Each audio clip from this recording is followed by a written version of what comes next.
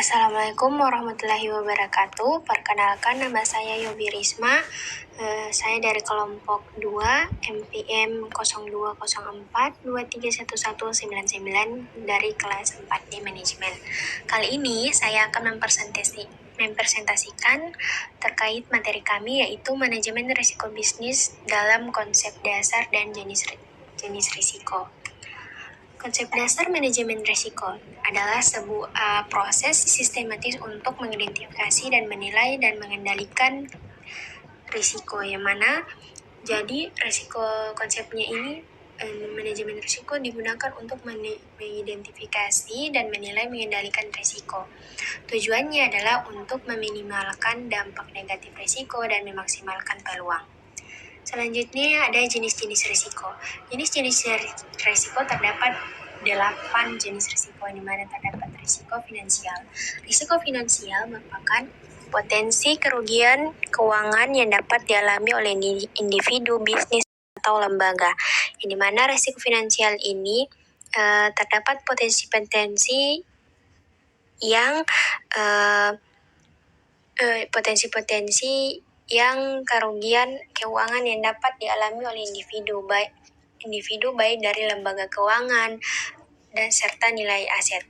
Kedua, ada risiko pasar. Risiko pasar adalah salah satu jenis risiko finansial yang muncul dari fluktuasi atau perubahan harga aset. Contohnya seperti suku bunga, nilai tukar mata uang, dan faktor-faktor pasar lainnya.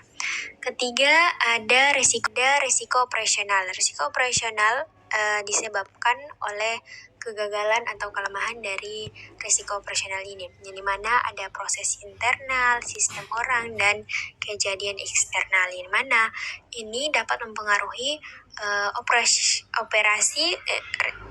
operasi normal dan kontinuitas bisnis suatu organisasi.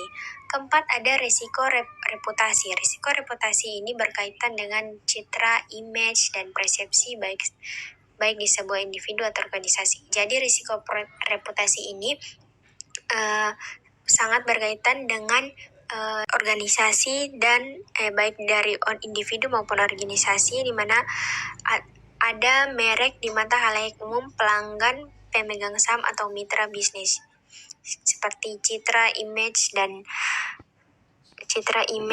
dan merek.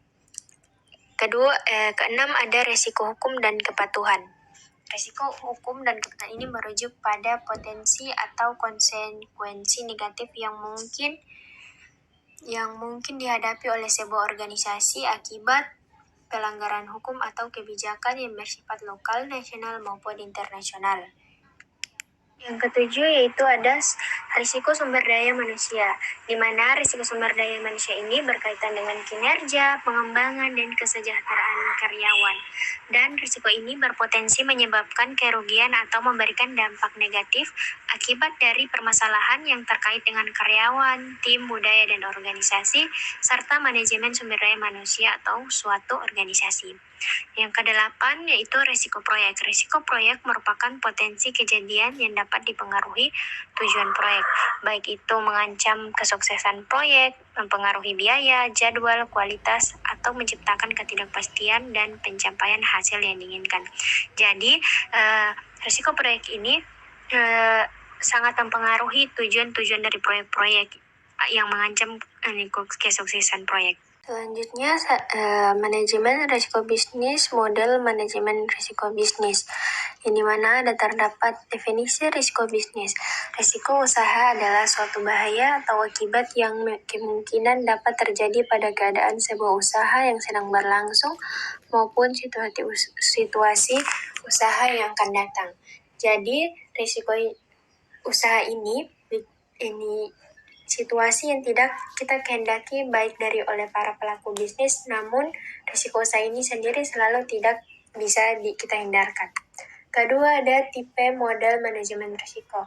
Tipe model manajemen risiko berdasarkan manajemen risiko tingkat manajemen, model framework manajemen risiko, capability maturity model integration, model risk exposure calculation, serta risk maturity model dan capability Capability Maturity Model Integration, Model Maturity Focus ICU. Model manajemen risiko berdasarkan proses, yaitu model pendekatan manajemen risiko yang dikemukakan oleh Umar pada tahun 1998, di mana pendekatan ini dikenal dengan model manajemen risiko yaitu identifikasi dan menaksir risiko yang akan terjadi dan menetapkan kebijakan melakukan tindakan atau memantau risiko. Selanjutnya ada model risiko berdasarkan tingkat manajemen, di mana model ini dilihat dari keterlibatan manajemen atau kepentingan dalam mengidentifikasi risiko melalui 3 jenis pendekatan, yaitu top-down approach, bottom-up approach, May-Cidap approach. Ketiga ada model framework manajemen risiko, yang dimana Hairul menjelaskan bahwa rangka manajemen risiko TI ini mencukupkan identifikasi risiko, analisis risiko, respon risiko, serta evaluasi risiko. Selanjutnya ada keempat ada Capability Maturity Model Integration, di mana ini mendapatkan manfaat dari manajemen risiko, yang mana pandangan tentang pendekatan pengelolaan risiko, model untuk memfasilitasi proses, serta pedoman untuk meningkatkan pendekatan manajemen risiko.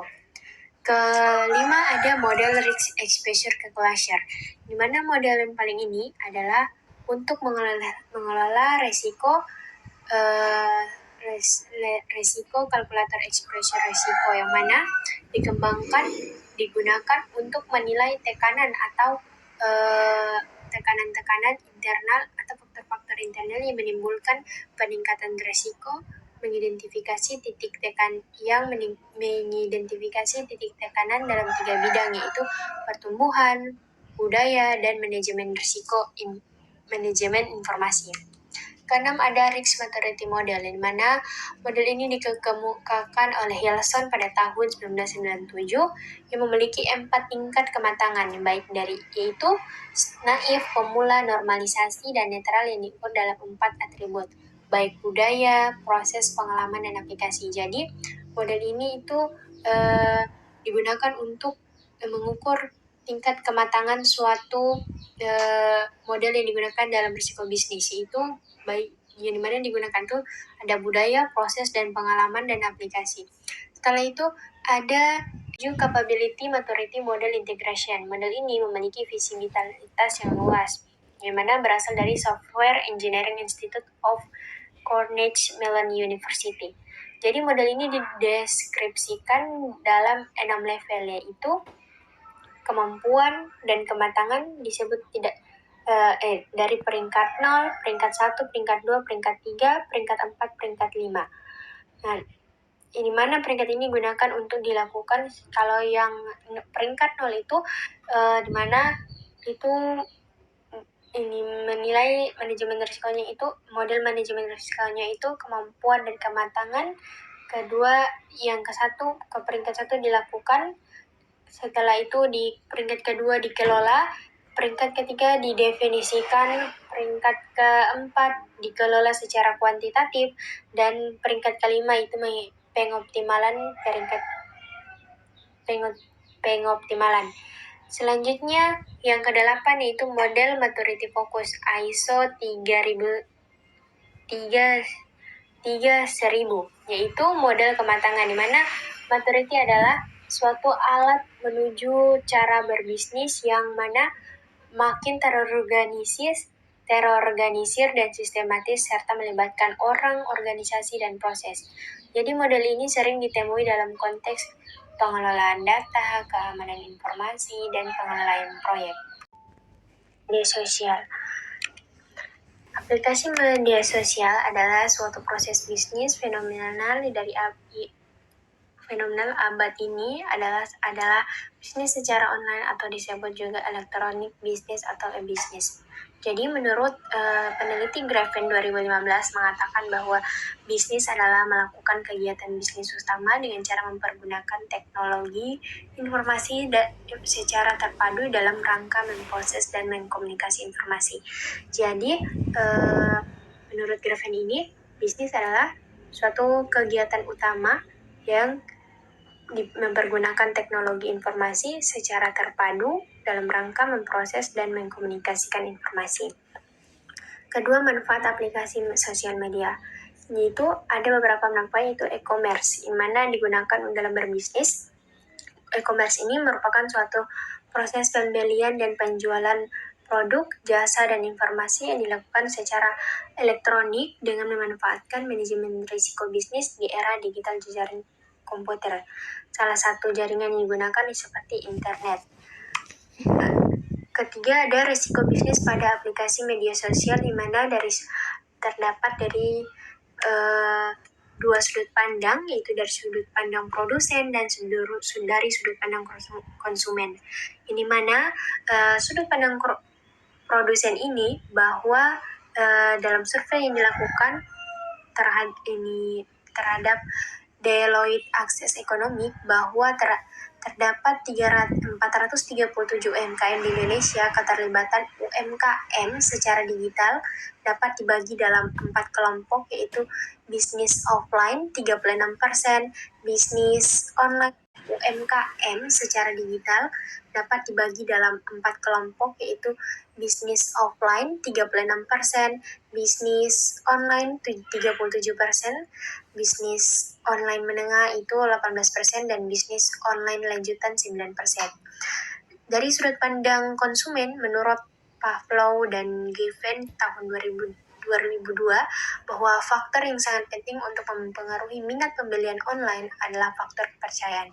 Jadi menurut Given ini bahwa salah satu faktor yang sangat penting untuk meningkatkan pembelian online, yaitu kita harus sebagai produsen harus memunculkan faktor kepercayaan, di mana faktor kepercayaan ini merupakan faktor kunci dalam setiap jual beli secara online. Selanjutnya ada cara mengatasi bisnis pada aplikasi media sosial dalam bisnis online. Satu, yaitu rencanakan bisnis secara masak. Maksudnya merencanakan bisnis secara masak ini, kita harus menetapkan rencana bisnis kita yang benar-benar secara matang begitu. Selanjutnya ada perencanaan manajemen risiko. Jadi sebelum kita setelah kita membuka sebuah bisnis, kita harus mempunyai perencanaan bisnis risiko, di mana kedua menjalankan perencanaan tersebut. Jadi jangan hanya kita merancang manajemen risikonya, tetapi kita harus menjalankan bagaimana menjalankan perencanaan tersebut. Setelah itu kita melakukan pembukuan. Setelah melakukan pembukuan, itu waspada dan jangan mudah percaya, di mana ini jangan mudah percaya kepada siapapun itu.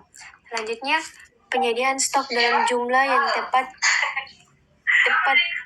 tentukan strategi pemasaran yang menarik. Selanjutnya, materi keempat, yaitu risiko pembayaran uang digital.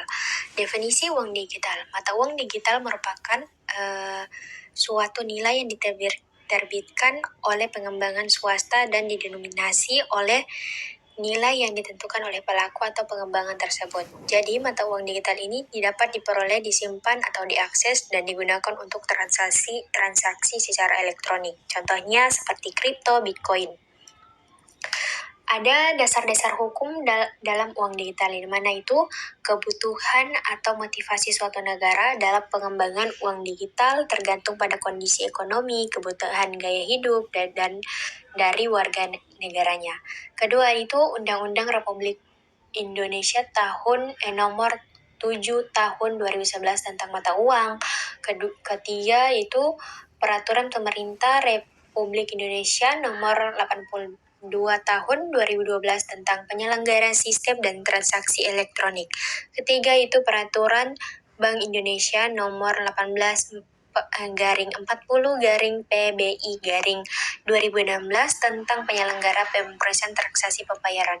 Keempat yaitu Peraturan Bank Indonesia nomor 19/12 PBI 2017 tentang penyelenggara teknologi non finansial. Kelima, Peraturan Bank Indonesia nomor 20/6 PBI 2018 tentang uang elektronik. Selanjutnya ada jenis-jenis uang digital, di mana uang digital ini adalah uang digital registered, itu merupakan uang digital yang data identitas pemegangnya tercatat atau terdaftar pada penerbit uang digital. Jadi uang digital registered ini uang digitalnya itu tercatat atau terdaftar dari penerbit uang digital. Sedangkan uang digital unregistered itu merupakan uang digital yang data identitasnya atau pemegangnya tidak tercatat atau tidak terdaftar pada penerbit uang digital. Itu manfaat penggunaan uang digital, yaitu ada pengurangan biaya cetak, penyimpanan praktis, mampu memitigasi munculnya shadow banking atau kegiatan keuangan yang dilakukan dalam lembaga non-bank dan di luar lingkup regulasi sistem perbankan. Setelah itu ada risiko uang digital. Risiko uang digital ini risikonya itu uang digital ini tuh dapat hilang dan dapat digunakan oleh pihak lain karena pada prinsipnya uang digital ini sama seperti kayak uang tunai yang apabila hilang dapat diklaim kepada penerbit. Risikonya karena masih kurangnya kedua ada risiko kurangnya pemahaman penggunaan dalam menggunakan uang digital. Contohnya seperti penggunaan ini tidak menyadari uang digital yang digunakan atau yang ditempelkan itu 2 kali pada reader atau untuk suatu transaksi yang sama, sehingga nilai uang digital itu berkurang lebih besar dari nilai transaksinya. Selanjutnya ada materi terkait dengan tren bisnis startup dan potensi risikonya, di mana itu definisi perusahaan startup uang digital. Startup itu juga didefinisikan sebagai perusahaan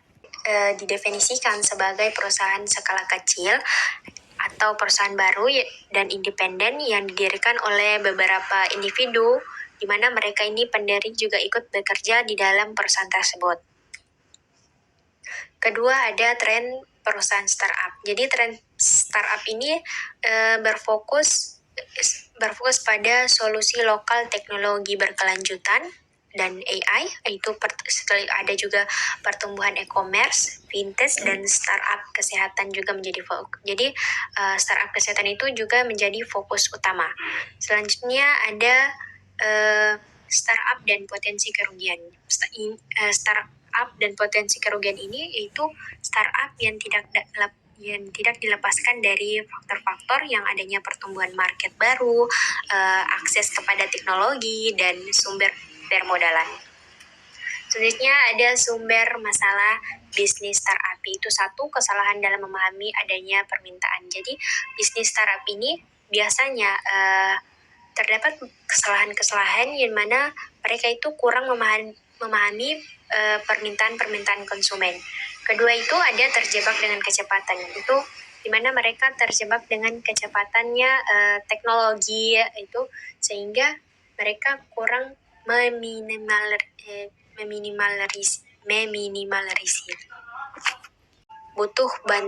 Ketiga, butuh bantuan.